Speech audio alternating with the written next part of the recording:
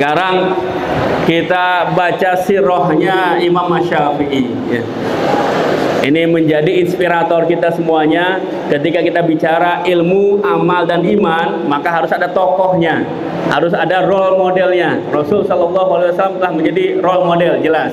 Nah, jadi salah satu tabi'in yang sekarang kita jadikan imam madhab kita, yaitu Imam Syafi'i. Nah, kita kupas sirahnya Imam Syafi'i, sejarah hidupnya Imam Syafi'i. Nama beliau siapa? Muhammad bin Idris Asy-Syafi'i. Nah, beliau lahirnya di mana? Di Gaza. Lahir di mana? Gaza, di Palestina tahun 767. Tahun berapa? Putri. Nah, ini mana Putri nih? Tahun 767 sudah di mana Putri? Ada yang udah lahir atau belum? Lagi di mana? Oh, belum ada ya, kita belum ada. Kira-kira Indonesia zaman apa itu? Tahun 767. Zaman batu. Ya. Udah merdeka atau belum? Belum merdeka. Ya. Jadi Imam Syafi'i sudahlah lahir 767. Beliau lahir Imam Syafi'i ini Hijriah ya. Hijriah bukan Miladiyah ya. Nah, Hijriah. Imam Syafi'i beliau terlahir di Gaza. Kemudian usia 2 tahun ayahnya wafat ya. Usia berapa tahun? 2 tahun. Usia 2 tahun ayahnya wafat. Ibunya ini seorang penduduk Mekah. Makanya Imam Syafi'i beliau nasabnya sampai ke Quraisy ya. Sampai ke Mekah. Dari siapa? Dari ibunya. Ibunya aslinya dari Mekah. Karena beliau ini sendiri mengurus anak, suaminya sudah wafat, akhirnya beliau mengambil keputusan untuk kembali pulang ke kampung halaman. Ibu Imam Syafi'i membawa bayi Syafi'i, anak kecil usia 2 tahun dari Gaza ke mana? Ke Mekah. Dibawa Imam Syafi'i dari Gaza ke Mekah. Dari kecil sudah mulai hijrah nih Imam Syafi'i. Mulai hijrah dari Gaza ke Mekah. Sesampainya di Mekah, tiba di Mekah, ilmu apa yang diajarkan oleh orang tuanya sehingga beliau menjadi orang yang alim yang luar biasa. Dasar ilmu, kita bicara ilmu agama tadi, ilmu yang paling utama dibanding dengan sains dan teknologi, maka ilmu yang pertama, yang paling utama yang diajarkan kepada anak-anak yang masih kecil adalah ilmu Al-Quran. Ilmu apa? Al-Quran. Maka Imam Syafi'i dari kecil, dari usia tadi 2 tahun dibawa ke Mekah, beliau diajarkan oleh ibunya, kemudian juga dibawa ke para masyayikh di Masjidil Haram untuk belajar apa? Al-Quran. Maka tidak aneh kalau usia beliau 7 tahun, Imam Syafi'i sudah menghafal Al-Quran 30 juz. Berapa juz? 30 juz. Usia berapa tahun? 7 tahun. Nah, di sini ada nggak santriawan usia 7 tahun? Nggak ada. Santri putri ada nggak usia 7 tahun? Nggak ada. Kalau di kita usia 7 tahun itu kelas berapa? 1 SD. Berarti Imam Syafi'i usia 7 tahun atau kelas 1 SD sudah menghafal Al-Quran 30 juz. Santri putra ada yang hafal Al-Quran 30 juz? Santri putri ada yang hafal Al-Quran 30 juz? Ada, alhamdulillah. Siapa yang ingin menghafal Al-Quran 30 juz, angkat tangan, katakan saya. Oh,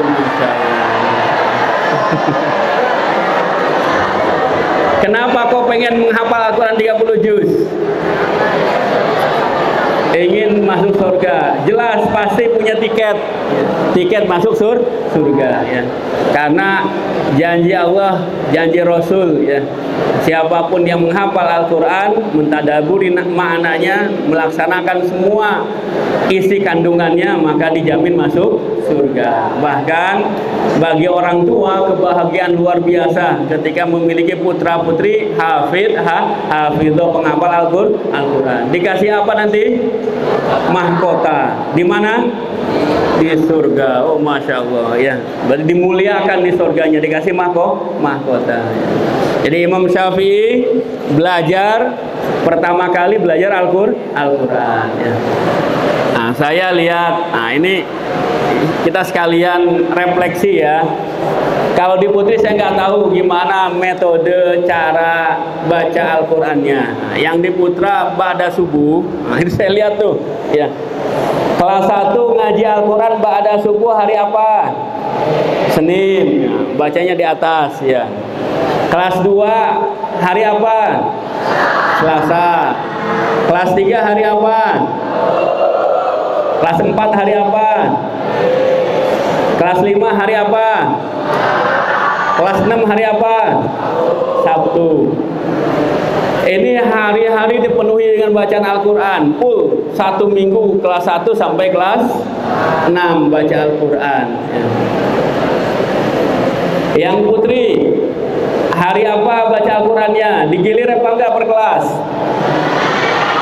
Setiap hari, Senin sampai Sabtu semua kelas. Masya Allah, lebih hebat lagi, lebih luar biasa lagi.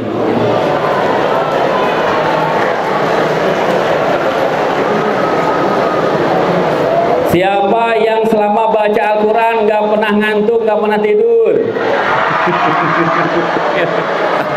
Alhamdulillah, ini semangat semuanya ya, luar biasa. Insya Allah kalau istiqomah, ini udah bagus ini ya. Program yang dilaksanakan oleh organisasi putra, organisasi putri sudah bagus ya. Kalau ini istiqomah terus dilaksanakan, insya Allah tidak ada lagi alumni pesantren modern Ummul Qura Al-Islami yang kurang lancar membaca Al-Qurannya ya, insya Allah. Ini nomor utama ya. Kita bicara ilmu agama ya. Yang paling utama, yang harus diutamakan pelajaran apa? Al-Quran ya. Membaca Al-Quran beserta apanya? Tajwidnya. Ini yang paling utama. Maka ketika proses pembacaan Al-Quran yang ba'da subuh ya, nah ini udah bagus, saya lihat ada perubahan. Sebelum-sebelumnya santriawan tuh dibiarkan aja ya. Baca terserah, nggak baca juga nggak apa-apa ya. Melek boleh, nggak melek juga lah bahasa. Ini udah ada perubahan nih, sebulan ini saya lihat ada perubahan. Alhamdulillah, ada yang membaca di depan ya. Nah, ada yang baca di depan kemudian diikuti. Nah, itu bagus, sudah bagus diikuti ya. Ada enggak yang baca Al-Qur'annya per halakoh? Ya, per kelompok ada. Kapan baca Al-Qur'an halakoh per kelompok? Sore, Masya Allah. Jam berapa? Jam 5:30 sampai jam 6 sampai azan maghrib. Itu ada enggak ininya? Gurunya ada? Ada siapa yang jadi gurunya, dari mudabir atau dari ustad? Mudabir kelas 5. Pilihan apa terserah? Pilihan, alhamdulillah ya. Udah tilawati semuanya? Sudah tilawati ya. Alhamdulillah. Jadi standar kita ini alhamdulillah sudah jelas ya. Standar di pesantren modern Ummul Qura Al-Islami untuk kemampuan membaca Al-Quran itu standarisasinya pakai standarisasi apa? Tilawati. Kelas 6 sudah belum tilawati? Belum ya? Tahun ini belum? Kapan rencana tahun ini tilawati untuk kelas 6? Udah tahu belum waktunya? Belum. Nah, ini saya kemarin minta ke kepala madrasah dijadwalkan khusus untuk yang kelas 6 putra putri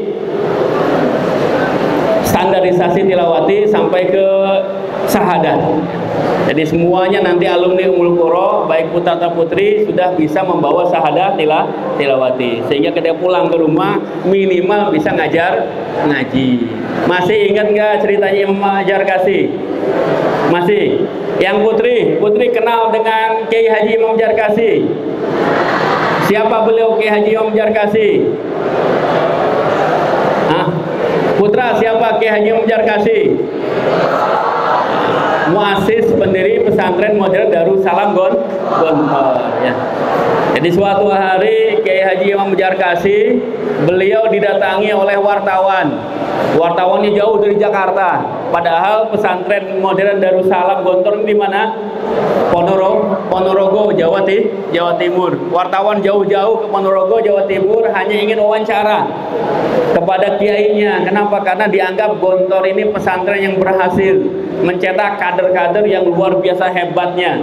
Zaman itu Gontor sudah memiliki Kiai Haji Idham Khalid, ketua NU. Jadi ketua NU itu dulu salah satunya adalah alumni Gontor, Kiai Haji Idham Khalid. Ini banyak juga yang jadi pejabat-pejabat di kementerian dari Gontor ini. Akhirnya diwawancarai, yang menteri ada, anggota dewan ada, ketua ormas ada. Datanglah wartawan ingin mewawancarai. Salah satu pertanyaannya, Pak Kiai, menurut Pak Kiai, alumni yang terbaik dari pesantren modern Darussalam ini yang seperti apa? Ya. Ini alumni yang terbaik. Wartawan ini nunggu jawaban, berharap jawabannya yang jadi menteri. Tapi ternyata beda. Alumni terbaik menurut Pak Kiai itu bukan yang jadi menteri, bukan yang jadi pejabat, bukan yang menjadi pengusaha.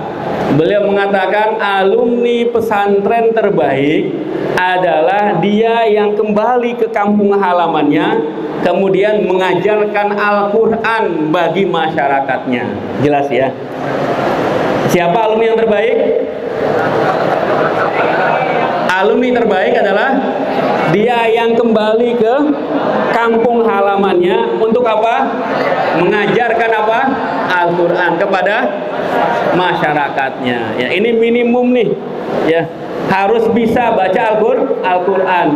Dan ini sesuai dengan apa? Sabda Rasul Shallallahu Alaihi Wasallam, gimana?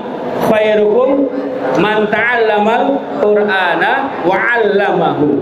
Sebaik-baiknya kalian adalah yang belajar Al-Quran dan juga mengajarkan Al-Quran. Jadi Al-Quran nomor utama ya. Kita bicara ilmu agama, maka ilmu agama yang paling utama dari semuanya adalah Al-Quran ya. Ini mukjizat yang luar biasa.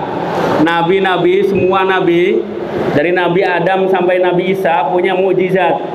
Rasulullah punya mukjizat, tapi mukjizatnya selesai sekali, nggak ada yang terus menerus.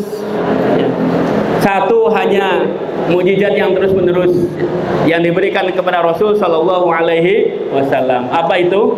Al-Quran. Ya. Maka santriawan santriawati, insya Allah semuanya semangat membaca Al-Quran. Jadi hafid itu bonus. Ya. Standarnya bisa membaca Al-Quran dengan baik dan benar ya. Kita ingin nanti ketika santriawan santriawati pulang ke rumah ya, nanti sampai ke rumah meramaikan masjid, meramaikan musola, yang putri masuk ke majelis taklim ya. Nanti bisa mengisi pengajian Al-Quran. Nanti anak-anak kecil ngaji atau di rumahnya pun demikian, nggak masalah ya. Yang penting tandanya pesantren itu bisa apa? Ngaji ya. Ngaji Al-Quran ya. Dengan tajwidnya yang baik dan benar.